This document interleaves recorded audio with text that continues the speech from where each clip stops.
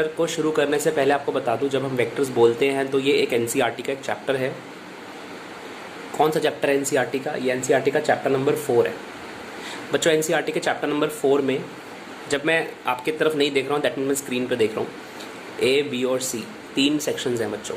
First जो section है that is simply vectors, ठीक है। इसमें ये एक्चुअली चैप्टर नंबर 4 का जो पूरा नाम है that is called motion in a plane, motion in a plane.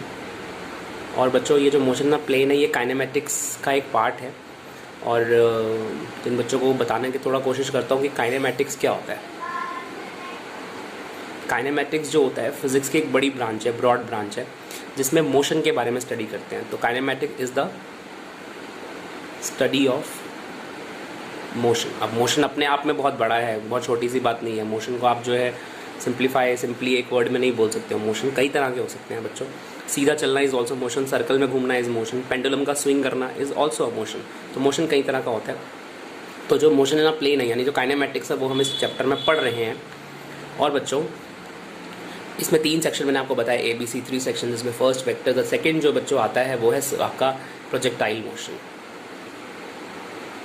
Projectile motion के बारे में बात करेंगे जब हम आगे डिस्कस करेंगे, पर फिलहाल के लिए हम प्रोजेक्टाइल मोशन के बारे में बात नहीं करेंगे। प्रोजेक्टाइल मोशन से अगला जो आता है जिसका नाम है सर्कुलर मोशन।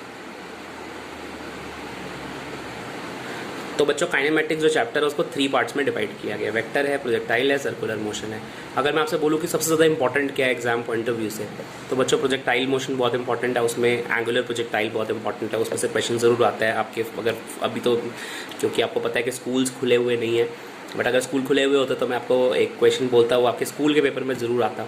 जहाँ तक वेक्टर की बात है बच्चों, वेक्टर बेसिक्स के पॉइंट ऑफ व्यू से बहुत अच्छा है। मतलब अगर हम कॉलेज में पढ़ते हैं, आगे जाते हैं, तो हायर स्टडीज़ के लिए भी, और जो बच्चे कॉलेज के बच्चे भी अगर इस वीडियो को देख रहे हैं और उनका बेसिक्स ख़राब है, 12th क्लास के बच्चे भी अगर देख रहे होंगे बेसिक्स में अगर थोड़ी सी प्रॉब्लम है, तो ये छोटा सा वीडियो तो नहीं है, छोटी सी सीरीज़ एक लेके आ रहा हूँ जिसमें पूरा वेक्टर के बारे में बात अभी करूँगा। सीरीज़ क्या मतलब पूरा कोर्स की कोशिश करेंगे हम, जो इसको कंटिन्यू करते जाएंगे जैसे भी आगे बढ़ता जाएगा, सिलेबस प्रोग्रेस होगा। लेकिन अभी हमने चैप्टर 4 से इसलिए शुरू किया क्योंकि मुझे पता है बच्चे अभी क्लासेस ऑलरेडी शुरू कर चुके हैं, बच्चे जल्दी है, मैं लेट हूँ। तो अगर मैं लेट हूँ तो मुझे उनको फॉलो करना पड़ेगा, और बड़ी सीधी सी बात है कि जो जिस टाइम पर ज़रूरत है उसको वहीं से शुरू करना चाहिए, दैट इज़ मोर इफेक्टिव। अब जो रह गया है उसको हम बाद में कवर अप करेंगे धीरे धीरे करके, लेकिन अभी फ़िलहाल के लिए वेक्टर समझना चाहिए। आपको बच्चा कहेगा सर क्या वेक्टर अगर कर रहे हैं अगर हम, तो पीछे वाले चैप्टर्स की ज़रूरत नहीं पड़ेगी?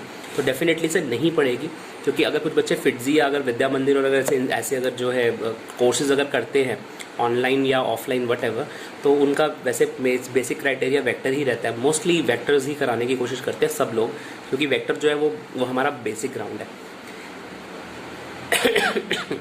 अच्छा बच्चों, no editing no cutting, this is a simple live video. मैं वीडियो शूट कर रहा हूँ और डाल रहा हूँ। अगर कुछ भी प्रॉब्लम आ रही है, जो भी आ रहा है, वो सब कुछ जो है वो, क्योंकि मेरे पास में इतना मैं 1 घंटा पहले अगर वीडियो को बनाऊँ, फिर 1 घंटा उस वीडियो को देखूँ, फिर उसका 1 घंटा एडिटिंग करूँ, फिर 1 घंटा उसको अपलोडिंग, पूरे दिन में 4 घंटे का समय नहीं है। 1 घंटे का वीडियो हुआ डन, उसको सीधा एज इट इज़ जो है अपलोड के लिए डाला। इससे क्या होता है, बच्चों को एक्चुअल फील आता है कि टीचर जो है किस तरीके से काम कर रहा है, क्या कर रहा है। कुछ भी मेरे पास में जो है इस तरीके की जो है एडिटिंग सॉफ्टवेयर्स की मैं बहुत कम यूज़ करता हूँ। तो हम शुरू कर रहे हैं बच्चों वेक्टर्स। आई थिंक इसके आगे से शुरू करते हैं। और बच्चों हम सबसे पहले एक बात क्लियर कर लें कि वेक्टर जब हम पढ़ रहे हैं तो वेक्टर को पढ़ने से पहले एक बार डेफिनेशन समझ लें, वेक्टर्स होता क्या है। सभी बच्चों को इतना तो पता है कि फिज़िक्स में 2 तरह की क्वांटिटीज़ होती हैं। नाम तो सुना होता है, 9th क्लास से बच्चे सुन लेते हैं। One is called scalar quantity. क्या होती है बच्चों स्केलर क्वांटिटी? फिजिक्स की वो क्वांटिटीज़ बच्चों जिनके पास में सिर्फ और सिर्फ मैग्नीट्यूड होता है और डायरेक्शन नहीं होती है। ये हर कोई बोलेगा, हर बुक में लिखा हुआ है ये पॉइंट, बट मैग्नीट्यूड से मेरा क्या मतलब है? देखो मैं आपको एग्जांपल देता हूँ। मेरा फ़ैन रोटेशन कर रहा है, अभी थोड़ी सी वॉइस भी आ रही होगी, नॉइज़ भी आ रही होगी। फ़ैन रोटेशन कर रहा है, ये जो फ़ैन रोटेट कर रहा है बच्चों, ये सपोज़ करो कि अभी 200 रोटेशंस घूम रहा है 1 सेकेंड में, तो बच्चों ये मैग्नीट्यूड है। कोई भी ऑब्जेक्ट कितनी स्पीड से घूम रहा है। एक और एग्जांपल देता हूँ। रूम का टेम्परेचर अभी 34 डिग्री सेल्सियस मुझे बता रहा है, ये तो 34 डिग्री सेल्सियस ये मैग्नीट्यूड है। तो कोई बच्चा कह सकता है क्या मैं सर मैग्नीट्यूड को वैल्यू बोल सकता हूँ? बोल सकते हो।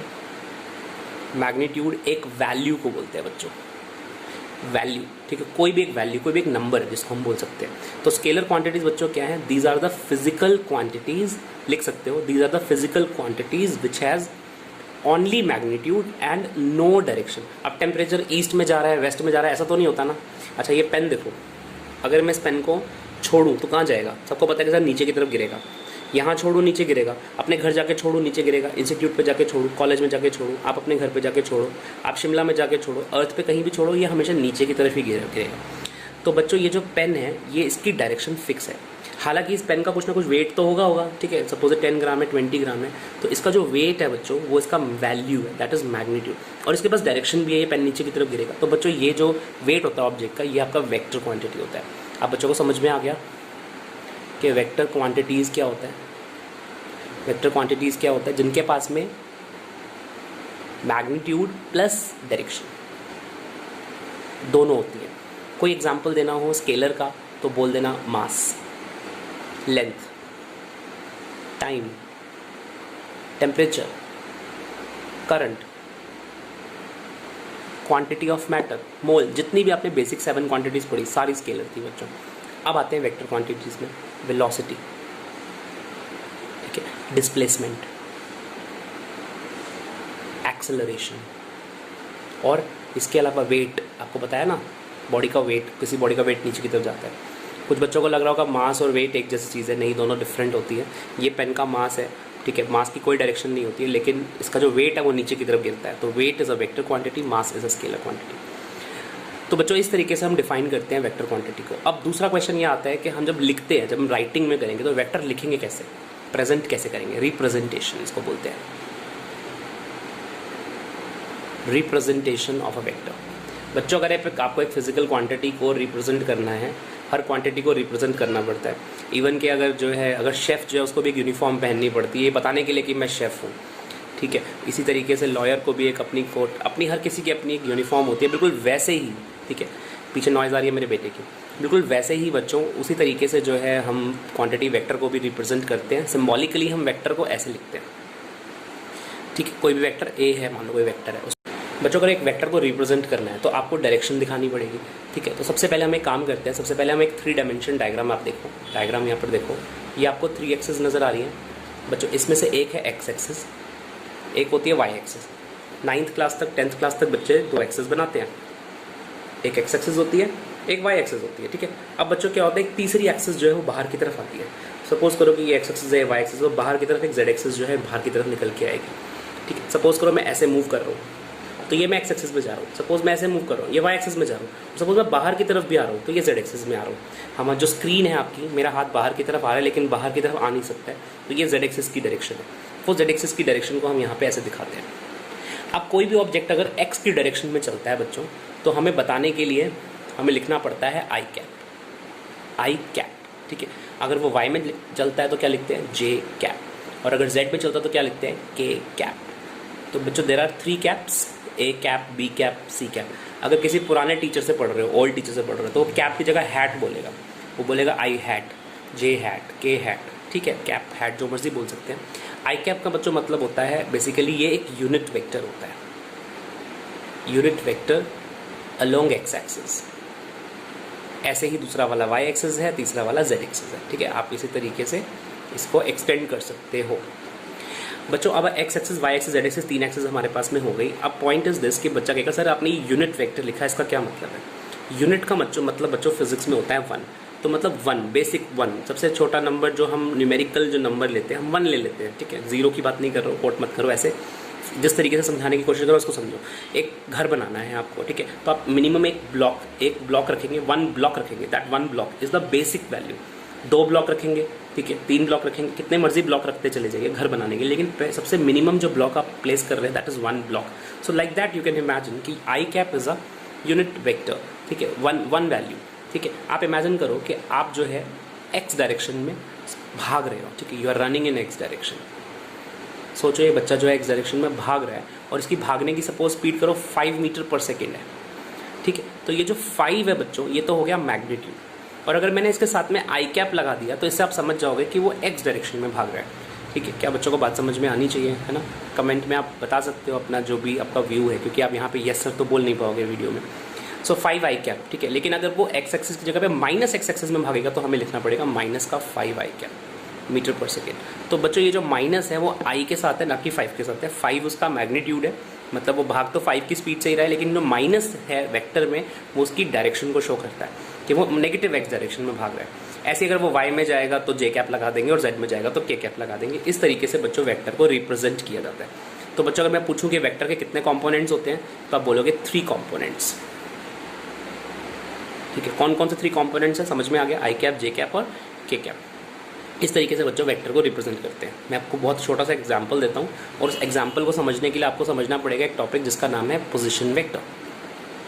वैसे तो नाम से ही पता चल रहा है कि पोजीशन वेक्टर को हम क्यों पोजीशन वेक्टर बोलते हैं, क्योंकि वो किसी की पोजीशन को डिस्क्राइब करने का काम करता है। पोजीशन वेक्टर का सिंबल है आर के ऊपर छोटा सा वेक्टर। ठीक है, मैं आपको छोटा सा एग्जांपल देता हूँ बच्चों। सपोज एक 2 डायमेंशन प्लेन है। ठीक है, 2 डायमेंशन प्लेन में कौन होता है? एक्स और वाई होता है। जो ऊपर हमने बनाया था वो 3 डायमेंशन प्लेन था। अब इमेजिन करो बच्चों, एक पार्टिकल आपको नज़र आ रहा होगा जो एक्स पॉइंट पे पड़ा हुआ है। ये पार्टिकल बच्चों ओरिजिन से सपोज करो 2 मीटर दूर पड़ा हुआ है, बस पड़ा हुआ है, 2 मीटर दूर पड़ा हुआ है। तो मैं पूछूँ इसकी पोजीशन क्या है बच्चों, तो यू विल से इसकी जो पोजीशन है वो 2 आई कैप है। क्लियर हो रहा है बच्चों को? पोजीशन 2 आई कैप है। ठीक है, कोई भी वेक्टर जब लिखोगे तो वेक्टर कोई भी हो सकता है, आई जे के हेल्प लेनी पड़ती है लिखने के लिए, तो उसकी पोजीशन 2 आई कैप है। ठीक है, ये एक एग्जाम्पल है, फर्स्ट एग्जाम्पल। सेकेंड एग्जाम्पल बच्चों, सपोज करो एक पार्टिकल जो है 2 मीटर नीचे आपको दिख रहा है, वो पार्टिकल थोड़ा शिफ्ट होकर ऊपर आ जाता है। सपोज करो वो नई जगह पे आ जाता है, तो ए वाली पोजीशन तो हमने लिख दी थी। ठीक है, सपोज करो बच्चों वो बी पोजीशन पे आ गया। सपोज करो बच्चों वो 4 मीटर ऊपर चला गया, 4 मीटर ऊपर की तरफ चला गया। अब उसकी पोजीशन क्या होगी? तो अब आप उसका बी का जो कोऑर्डिनेट आप देख के देखो, उसका एक्स तो 2 है और वाई उसका 4 है, तो उसका जो पोजीशन बच्चों होगी वो ये होगी उसकी पोजीशन। ठीक है, बी थोड़ा सा ठीक से दिखा देते हैं। ये जो वेक्टर आपको नजर आ रहा है ओरिजिन से लेके वो वहाँ पे पड़ा हुआ है, ओरिजिन से उस पॉइंट पे पड़ा हुआ है। सो बेसिकली ओ से लेके बी तक जो हम वेक्टर लिखेंगे उसको पोजीशन वेक्टर बोलेंगे। ठीक है, पहले वाला जो था वो ओ ए था, अब वाला लिख लेते हैं ओ बी। ठीक है, नाउ कैसे लिखेंगे? पोजीशन देखो, एक्स की वैल्यू 2 आई कैप है और जो y है उसकी वैल्यू 4 जे कैप है। क्या बच्चों को समझ में आ रहा है कि 2 आई कैप प्लस 4 जे कैप है? इसका मतलब बच्चों ये हुआ कि अगर कोई जनरल कोऑर्डिनेट आपका एक्स वाई जेड लिखा हुआ हो तो आप उसकी पोजीशन कैसे लिख सकते हो? देखो, एक्स आई वाई जे प्लस जेड के। तो बच्चों ये एक जनरल पोजीशन वेक्टर हमने लिख दिया है। इस तरह से बच्चों हम पोजीशन वेक्टर को लिख सकते हैं। उसके बाद में अगर हमें किसी पोजीशन वेक्टर का अगर हमें मैग्नीट्यूड कैलकुलेट करना है तो मैग्नीट्यूड का मतलब होता है ये वाली लेंथ। आप डायग्राम में देख सकते हो कि ओ से लेके बी तक की जो लेंथ है। अब 9th क्लास के बच्चों को बोले बेटा ये राइट एंगल ट्राइंगल है, पाइथागोरस लगा के ये ओ बी की लेंथ बता, तो वो कहेगा सर बेस जो है वो देखो वो 2 मीटर है और जो हाइपोटेनस है वो 4 मीटर है, सॉरी परपेंडिकुलर 2 मीटर है। ठीक है, परपेंडिकुलर आपका 2 मीटर है। तो हाइपोटेनस अगर आपको निकालना है तो you can do hypotenuse is equal to under the root base का स्क्वायर प्लस हाइपोटेनस का square, that will give you the answer. इसी तरह से बच्चों हम जब फॉर्मूला जब लिखते हैं, जो हमारा जो प्रॉब्लम को जब करने का जो तरीका है वो ये है कि अगर हमें किसी वेक्टर का मैग्नीट्यूड निकालना है तो पहले सिंबल देखो कैसे लिखा है। पहले आपको एक मॉड लगाना है वेक्टर के ऊपर और रूल इज कि आई के साथ जो लिखा है उसका स्क्वायर करना होता है, वाई के साथ जो लिखा है उसका भी स्क्वायर, जेड के साथ जो लिखा है उसका भी स्क्वायर। जब आप ऐसा करते हो तो इस तरह से आपका मैग्नीट्यूड फाइंड हो जाता है। अब फॉर एग्जाम्पल मैं आपको एक वेक्टर का एग्जाम्पल देता हूँ। देखो, मैंने आपसे कहा एक क्वेश्चन में लिखा कि मेरे पास एक वेक्टर है आई कैप माइनस का जे कैप प्लस का 3k कैप। ठीक है, इसका मैग्नीट्यूड निकालना है। So how to get the magnitude? Magnitude का मतलब होगा अंडर द रूट आई के साथ क्या लिखा है 1 उसका स्क्वायर, जे के साथ क्या लिखा है -1 उसका भी स्क्वायर और के साथ लिखा है 3 उसका स्क्वायर। ठीक है, आपका आंसर आ गया √11। इस तरह से मैग्नीट्यूड निकाल सकते हैं। एक बच्चे के पेपर में आया, क्वेश्चन में पूछा हुआ है, मुझे याद है अच्छे से, क्वेश्चन एग्जाम में पूछा हुआ है कि एक बच्चे के क्वेश्चन में आया एग्जाम में कि एक चाइल्ड है वो अपने घर से स्टार्ट करता है। ठीक है, एक चाइल्ड अपने घर से स्टार्ट करता है, जहाँ से भी वो स्टार्ट करता है हमेशा उसको ओरिजिन मान लो। जब भी कोई प्रॉब्लम स्टार्ट हो रही है कि वो एक पॉइंट से स्टार्ट करता है तो अगर कुछ मेंशन नहीं है तो उसको ओरिजिन मान लो हमेशा, क्योंकि सपोज घर उसका ओरिजिन है इस डायग्राम में। अब वो कहता है बच्चा कि वो ईस्ट डायरेक्शन में गया, आपको पता है ईस्ट, नॉर्थ, वेस्ट, साउथ एक बार लिख दिया मैंने। वो अपने घर से ईस्ट में गया सबसे पहले और 3 किलोमीटर बच्चों वो ईस्ट में गया, तो 3 किलोमीटर उसको ईस्ट में ले जाते हैं। लो हम 3 किलोमीटर उसको ईस्ट में ले गए, डायग्राम में देखो ईस्ट में चले गए। उसके बाद वो बच्चा कहता है कहता है कि वो उसके बाद में वो नॉर्थ की तरफ चला गया, ठीक है, नॉर्थ डायरेक्शन में गया, 4 किलोमीटर वो नॉर्थ में गया। तो बच्चों अगर वो नॉर्थ में 4 किलोमीटर गया तो आप देख सकते हो वो नॉर्थ में पहुंच गया 4 किलोमीटर, ठीक है। अब वो यहाँ पहुंच गया। अब आपसे पूछा व्हाट इज़ द डिस्प्लेसमेंट, उसका डिस्प्लेसमेंट कितना होगा। अब सारे बच्चों को क्लियर होना चाहिए, डिस्प्लेसमेंट जो होता है बच्चों स्टार्टिंग और फिनिशिंग पॉइंट के बीच का शॉर्टेस्ट होता है, यानी कि ये डॉटेड, ये आपकी रेड वाली लाइन देखो ये। अब सारे बच्चे कहेंगे सर ये तो वही वाला वेक्टर है जिसको आपने पोजीशन वेक्टर कहा था थोड़ी देर पहले। बिल्कुल ठीक बात है, ये इसका पोजीशन वेक्टर है। पर पोजीशन वेक्टर अगर आपका मैग्नीट्यूड अगर आपको निकालना है तो सबको आपको प्रोसेस पता होना चाहिए।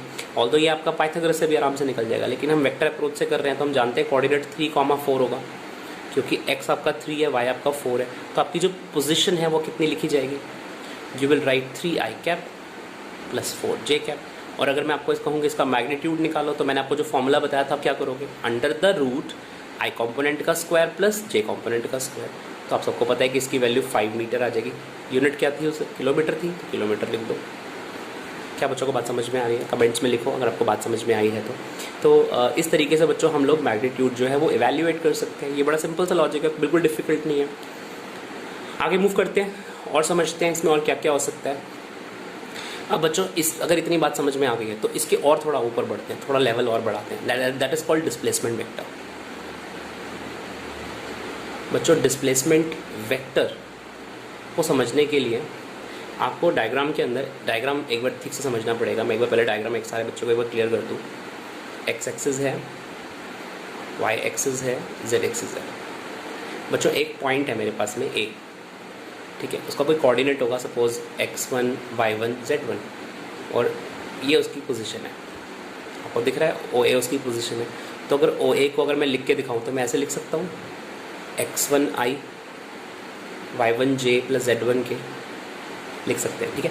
अब वो पार्टिकल ना ए पॉइंट पे था, अब वो क्या हुआ, ए से मूव करके मान लो बी पे आ गया। तो बच्चों उसकी जो नई पोजीशन है वो ओ बी होगी। वो ए से बी पे गया लेकिन उसकी जो पोजीशन है, पोजीशन हमेशा ओरिजिन से देखी जाती है। तो उसकी जो नई पोजीशन होगी, नया कोऑर्डिनेट होगा, सपोज x2 y2 z2, बीच में कॉमास लगाने हैं, ठीक है। x2i y2j z2k, ये उसकी पोजीशन है। अब मेरा क्वेश्चन बच्चों ये है कि वो ए से बी जो डिस्प्लेस हुआ वो कितना हुआ है डिस्प्लेस। सो बच्चों उसका जो डिस्प्लेसमेंट होगा that A B vector is called final position minus initial position. आपको बच्चा कहते सर नहीं आया मेरे को समझ में, तो मैं उसको एक सिंपल एग्जांपल देता हूँ। मैं कहता हूँ बेटे देख एक्स एक्सिस है, जिसको नहीं समझ में आया उसको समझ में आ जाएगा, ठीक है। तू x1 पे था, x1 का मतलब है ओरिजिन से डिस्टेंस तेरा x1 था, फिर दूसरी पोजीशन पे आ गया, x2 पे आ गया, ठीक है, तेरा डिस्टेंस x2 हो गया। अब मेरा क्वेश्चन बच्चों ये है कि बताओ कितना डिस्प्लेस हुए, x1 से x2 जो पोजीशन आपको नज़र आ रही है वहाँ तक गए। तो आप x2 में से x1 को माइनस कर दोगे तो रिमेनिंग हो जाएगा। तो x2 माइनस x1 आएगा ना आपका आंसर, तो यानी फाइनल माइनस इनिशियल आएगा। तो किसी भी वेक्टर को जब आपको डिस्प्लेसमेंट निकालना होगा तो आप क्या करेंगे, फाइनल माइनस इनिशियल करेंगे। अब कैसे करना है, ओ बी में से ओ ए को माइनस करना है। तो आप क्या करो, जब मैं सर्कल कर रहा हूँ x2i और x1i को पहले माइनस कर लो, तो क्या लिखोगे, x2 माइनस x1i, आई को बाहर लिख लो, कॉमन कर सकते हो। ऐसे y2 माइनस y1j, ऐसे ही z2 माइनस z1k। ये मेरा डिस्प्लेसमेंट वेक्टर हो गया बच्चों। ऐसे हम डिस्प्लेसमेंट वेक्टर निकाल सकते हैं। और ये जो आपके सामने वेक्टर लिखा हुआ है बच्चों, ये जो वेक्टर है ये आपका, जो मैं आपको ब्लू से दिखा रहा हूँ, एक बार चेक करो। मैं थोड़ा सा हाईलाइटर को यूज़ करता, लेकिन चलो कोई बात नहीं। ये देखो, ये बच्चों आपको ब्लू से दिख रहा है, ये आपका जो वेक्टर है ये आपका डिस्प्लेसमेंट वेक्टर है। और बच्चों अगर इसका मैग्नीट्यूड निकालना हो तो बहुत ही सिंपल है यार। क्या करना है मैग्नीट्यूड निकालने के लिए, मॉड लगा देना है। फॉर्मूला बताया था, रूट लगाना है, x2 माइनस x1 का होल स्क्वायर करना है, y2 माइनस y1 का भी होल स्क्वायर करना है, z2 माइनस z1 का भी होल स्क्वायर करना है। किसी बच्चों को लगेगा 10th क्लास का 9th क्लास का सर, या तो आपको डिस्टेंस फॉर्मूला निकाल, एक्चुअली वही है, ठीक है। तो उसी तरीके से पूरी चीज़ें आ जाती है। एंड बच्चों अगर आपको निकालनी हो एवरेज वेलोसिटी, तो वेलोसिटी लिख के छोटा सा नीचे एवरेज लिख दो। वेलोसिटी होता है बच्चों डिस्प्लेसमेंट अपॉन टाइम। देखो स्क्रीन पे देखो, डिस्प्लेसमेंट अपॉन टाइम, ठीक है। सपोज करो बच्चों डिस्प्लेसमेंट अभी आपने निकाला है ऑलरेडी। डिस्प्लेसमेंट एक वेक्टर है, राइट। सो इतना बड़ा वेक्टर लगाना पड़ेगा, but you will not right don't write like this in the exam, you will write like this, ठीक है। डेल्टा आर लिख लो और टाइम को डेल्टा टी लिख लो। कोई बच्चा कैसे डेल्टा आर मतलब वही बच्चों R2 minus R1, R2 final position होती है, R1 इनिशियल पोजीशन होती है, और डेल्टा टी जो टाइम डिफरेंस होगा, ठीक है। यानी ऐसे लिख सकते हो ओपन करके R2 minus R1 upon T2 minus T1, और यूनिट होती है मीटर पर सेकेंड। क्वेश्चन देखो कैसे करना है, ठीक है।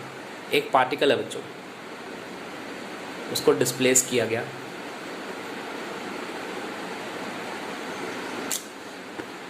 उसको मान लो मैंने डिस्प्लेस किया 1 2 3 मीटर से ले गए 3 2 1, ठीक है, इन 5 सेकेंड्स। सो मेरे को कैलकुलेट क्या करना है, कैलकुलेट कर दो average speed, sorry average velocity, ठीक है। एवरेज वेलोसिटी कैलकुलेट करनी है, सिंपल। देखो कैसे निकालेंगे। अगर पार्टिकल डिस्प्लेस हुआ है, पहली पोजीशन दे रखी है आपको I + 2j + 3k, क्या समझ में आया कैसे लिखा है एक बार ध्यान से देखो। x मेरा I है, y मेरा 2 है, z मेरा 3 है। देखो क्या लिखा है मैंने, I + 2j + 3k।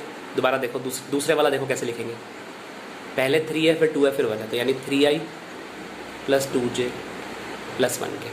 तो डिस्प्लेसमेंट कैसे निकालेंगे, डेल्टा आर लिख लेते हैं, R2 माइनस R1, दोनों को माइनस करो। देखो R2 में से R1 को माइनस करो, नीचे वाला 3i में से i को माइनस करो, 2i आएगा। ऐसे 2j में से 2j को माइनस करोगे तो 0j आ जाएगा, वैसे लिखने की ज़रूरत नहीं है। ऐसे k में से माइनस करोगे तो माइनस का 2k आएगा। तो बच्चों मैं इसको कहना चाहता हूँ कि ये 2i - 2k हो गया। अब ये आपका आ गया डिस्प्लेसमेंट। अब वेलोसिटी का फॉर्मूला क्या होता है, डिस्प्लेसमेंट अपॉन में टाइम। एवरेज वेलोसिटी में आप लिखोगे 2i - 2k अपॉन में टाइम कितना है, 5 है। तो बच्चों आपका आंसर हुआ 2/5i माइनस का 2/5k। बच्चों इस वेलोसिटी की ये जो आंसर आया है, ये वेलोसिटी कैलकुलेट हुई है।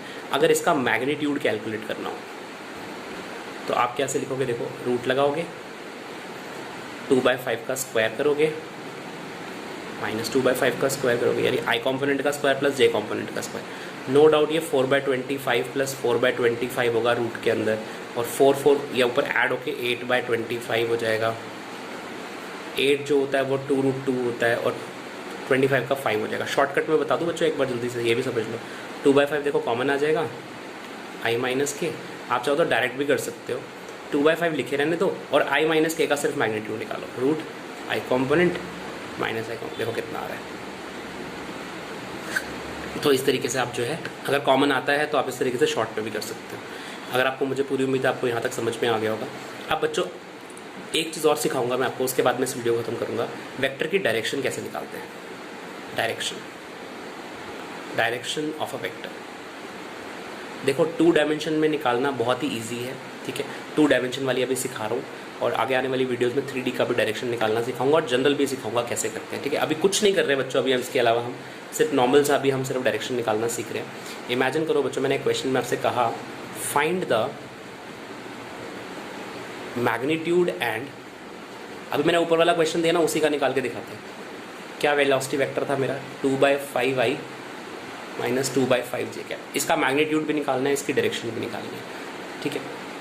मतलब ऊपर वाले में तो k कैप था, मैं फिलहाल मैंने थोड़ा सा चेंज किया, i और j में दिया क्वेश्चन।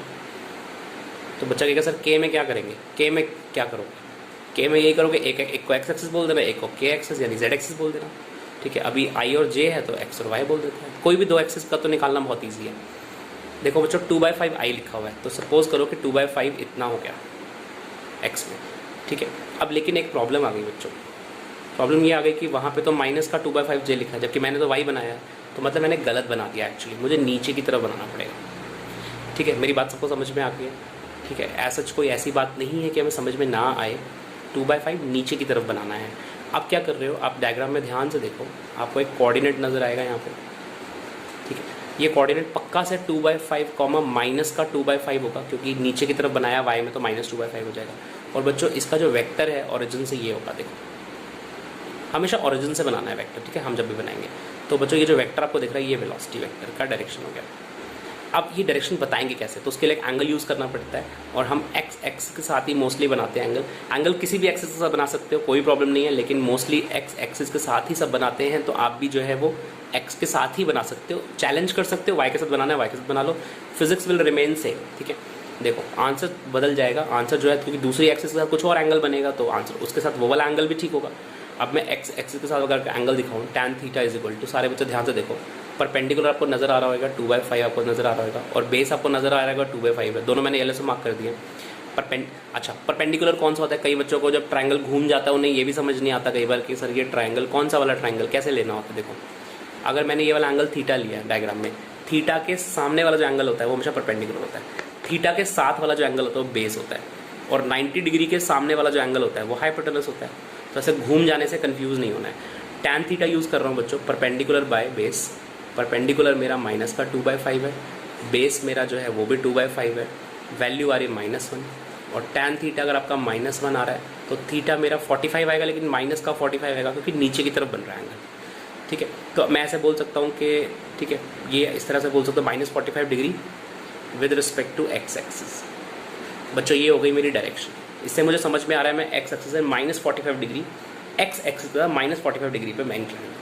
तो इस तरह से हमें समझ में आ जाता है कि उसकी डायरेक्शन क्या है। और जहाँ तक मैग्नीट्यूड की बात है मैंने आपको अभी समझाया था क्या करना है, 2/5 देखो कॉमन आ रहा है और i - j का क्या निकलेगा, i का और -j का वो बिल्कुल सेम है। आप वीडियो को स्किप कर करके नोट करोगे तो आपको बात नहीं आएगी समझ में। ठीक है, लेकिन अगर आप जो है पूरी वीडियो को ध्यान से देखोगे तो आपको डेफिनेटली समझ में आ जाएगा। ये हमारा पहला लेक्चर है, ठीक है, this is the first lecture of this kind. तो आपको जो है समझ में आया है तो आप जो है सब्सक्राइब तो कर ही सकते हैं डेफिनेटली, से आपको लगता है कि हाँ कुछ काम की बातें इस वीडियो में हो रही हैं। और बच्चों इंस्टाग्राम पे फॉलो कर सकते हो अगर आपको कोई प्रॉब्लम पूछनी है, अगर आप कोई क्वेश्चन का स्क्रीनशॉट भेजना चाहते हो जिसमें आप अपने पूरे 2 साल 11th और 12th के या आप जेई के या जो भी रिवीजन करना चाहते हो, तो आई थिंक इस छोटे से वीडियो के थ्रू आपको काफ़ी हद तक डायरेक्शन निकालनी समझ में आ गई। चाहे आप किसी भी लेवल का क्वेश्चन करो, डायरेक्शन और मैग्नीट्यूड निकालते रहते हैं हमेशा टाइम टू टाइम और मीनिंगफुल तरीके से हमें समझ में बातें आनी चाहिए। Thank you very much for watching this video. मेरा नाम है अंकुर आनंद।